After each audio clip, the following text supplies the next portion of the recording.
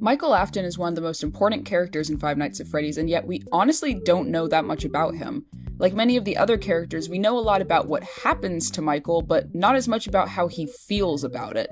Despite this, he's a character I've always been extremely interested in, and as I've been thinking about him recently, I thought, why not make a short video about some of those thoughts?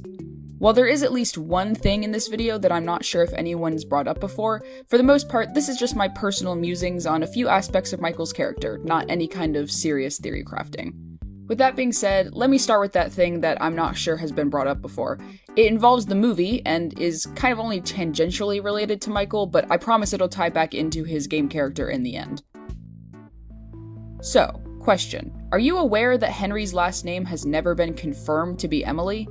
I wasn't until super recently. He's called Henry Emily so ubiquitously by the fandom that I didn't realize until it was pointed out in a video I watched that that's never actually been confirmed to be his name.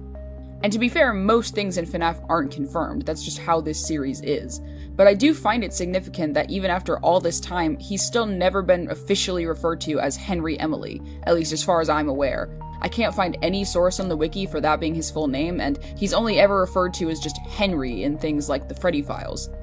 The reason we think this is because of Charlie's gravestone at the end of the Fourth Closet graphic novel, which says Charlotte Emily. However, that doesn't necessarily mean that Emily is her last name, it could simply be her middle name. And I also think it's important to point out that the other gravestones we see in FNAF, the ones from Pizzeria Simulator, only list the kids' first names, which aids to the idea that Emily isn't actually the family name. My opinion is that Henry's last name might be Emily, but that isn't a confirmed fact, and it shouldn't be treated as such. But realizing that made me think about a different theory. The theory that in the movies, Mike is the son of Henry, or whoever the movie's stand-in for Henry ends up being. To quickly summarize, Garrett's kidnapping shares a lot of similarities with Charlie's death in the games, and it's commonly theorized that he will be the one possessing the puppet in the second film. Garrett and Mike being Henry's kids would also explain why William just happened to be in Nebraska to be able to kidnap Garrett, and then just happened to end up in the same town as Mike later on. This wasn't a random event, but a deliberate attempt to get at Henry. As for why Mike seemingly doesn't know about Freddy's, it could be that Henry worked on the franchise with William and then left before Mike was born, but that theory on its own isn't what I want to discuss. Assuming that Henry is Mike's father in the movies, then that would assumedly make his last name be Schmidt, just like Mike, and that's what got me thinking. What if Henry's last name in the games is actually Schmidt as well? Obviously that's just a total guess and based on a yet unconfirmed theory, but I thought it was an interesting idea. Specifically, it would add a whole new layer of meaning to Michael going under the name Mike Schmidt in FNAF 1. If Schmidt is Henry's last name, then Michael using it could be seen as a way of honoring Henry, or even sort of saying that Henry was more of a father to him than William was. Obviously in canon, we don't really know anything about the relationship between Henry and Michael, but I've always liked the idea that Henry was something like an uncle to the Afton kids. Either way though, I just thought that this idea was interesting. Moving on to something a bit more grounded though, a question that always seems to be brought up when it comes to the Aftons is the plot of The Immortal and the Restless, the soap opera that Michael watches at the end of each night in Sister Location. It follows a vampire in a purple suit named Vlad arguing with his mistress Clara over whether or not he's the father of her child. Due to the purple suit, as well as just the focus that Sister Location has on the Aftons, this is commonly interpreted to be depicting William and Mrs. Afton. But who exactly the child is supposed to represent, and what exactly the show is trying to tell us, has been debated about for years. I think it's pretty clear that the child is supposed to be Michael, due to the fact that he looks just like his father. But I always was unsure of what this was supposed to be representing. It wouldn't make sense if Michael was adopted or William wasn't his biological father, since we're told over and over again that Michael looks just like William, to the point where he is consistently mistaken for him, which wouldn't really make sense if they weren't biologically related. A lot of people have then taken this to assume that this is not actually about Michael, but instead telling us something else related to William. However, I think what a lot of people seem to overlook is what the plot of the show is actually saying. The show's entire bit is that the child is clearly Vlad's, since it is also a vampire, but he tries to claim it isn't.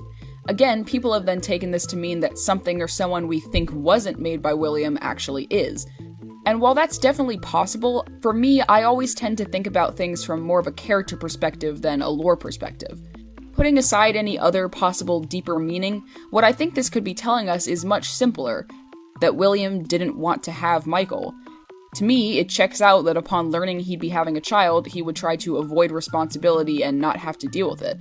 Perhaps this is the reason why Michael seems to have been the scapegoat child of the Afton family. As the firstborn, he was the one who tied William down, something which he may not have wanted. I don't know if I really believe that William had a family specifically to compete with Henry, but I think if this was true, then that would make the most sense. Michael was an accident, but then William realized he could play into the whole family man shtick, and so then the other two were born. I don't really know how much I actually believe this is the case, but I thought it was an interesting idea. Also, while talking about the Immortal and the Restless, we know from the security logbook that Michael's favorite character is Clara, and he relates to her as the one normal person surrounded by insanity. If the show really is supposed to represent the Aftons, then that would mean that Michael's favorite character is his mom, and I don't know, I just think that's sweet. The security logbook gives us a lot more insight into Michael's personality in general via his notes and doodles. I think it's really cool how much you can extrapolate from the tiniest details. Like, I've always liked how the sort of mascot of the logbook is Foxy, since he's the animatronic associated with Michael. On the page asking what the reader thinks their life will look like in 5 years, Michael draws a gravestone, which can be interpreted in multiple ways, but all of them make me sad. The only one that isn't as depressing is that this is just him joking about the unsafe working conditions of his position, which is definitely possible considering his clear tendency towards dark humor. However, considering what else we know about Michael, how he says, "I should be dead, but I'm not," in Sister Location, and his eventual fate in Pizzeria Simulator, I think it's easy to read this as either Michael already being involved with Henry's plan and knowing that it will end in his death, or him just wanting to die or thinking he should die in general. It also could be a combination of all three. On a less depressing note, this page has always fascinated me. On the page asking you to list the 5 people you most want to see at the end of the day and recommend someone for the job, Michael has doodled little hearts around the questions. These always stuck out to me as all of his other notes and drawings have a clear meaning, whether it's something that's just easy to read into, or just a simple sarcastic comment about Fazbear Entertainment. But these hearts are so vague and simple that it's difficult to really determine if they mean anything. I've always found myself drawn to them because of that simplicity. They just feel so human, and really help Michael feel like more of a real person in my mind. But what I've always wondered about is the intention behind them. They're drawn on the page asking the reader about people they're close to, but who could that even be for Michael at this point? Presumably his notes in the logbook are from his time working at Fazbear's Fright, since that location is seen in the book's illustrations. We know it's at least after Sister Location, and thus Michael's scooping, since he references several things from that game. At that point in time, Michael was living in shadows, as he puts it, and the rest of his family are all long dead. I feel like having any of them in mind for these questions wouldn't really make much sense. Even if they were who he was thinking about, I feel like that's a deep enough wound that he wouldn't be making little lighthearted scribbly hearts about it. He does cope with bad situations through humor, but it just doesn't feel right to me. That begs the question, though, who was he thinking about for these questions? I feel like I would assume that during Michael's time as a zombie, he wasn't really interacting with people outside of his job, but these hearts could suggest that maybe he did have something akin to a friend. There's not anything really backing this up, but I just can't think of a better explanation for these hearts. Even if I prefer the narrative that Michael was just on his own until Pizzeria Simulator, I'm certainly not opposed to the idea of this guy actually having someone he could enjoy spending time with, at least for a little while. He deserves it. I think most people collectively agree that the end of Sister Location is when Michael fully turns against his father. And recently I was thinking about how that change of heart comes right after his scooping, or alongside it, and what the potential symbolism of that could be. Initially, I thought that Michael becoming his weird undead self could symbolize him losing that resemblance to his father as he turns against him. But then I remembered that Michael is still presumably mistaken for William even after he becomes a zombie, somehow, so that doesn't really make sense. Upon thinking about it more, it's actually the exact opposite. In following his father's orders, Michael is acting as a mini version of William, his puppet, and thus Michael helping his father leads to him getting scooped and becoming a purple undead monster, just like dear old dad. The scooping is symbolically Michael being sort of punished in a way by the narrative for going along with what his father is doing. Michael has always looked just like William, and in this moment he is continuing that legacy. Only this time, it's him turning into who William truly is. A monster.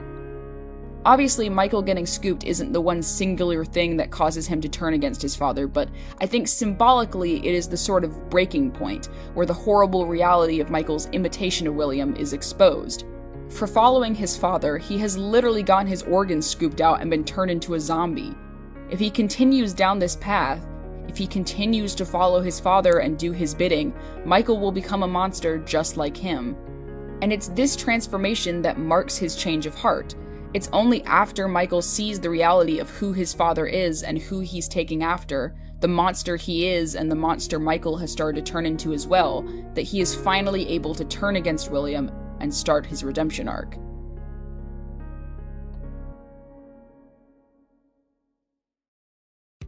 This video didn't really have any overarching point, I just kind of wanted to talk about Michael for a bit. If you have any cool things you've noticed regarding his character, or any opinions on what I've said, let me know in the comments. Bye now!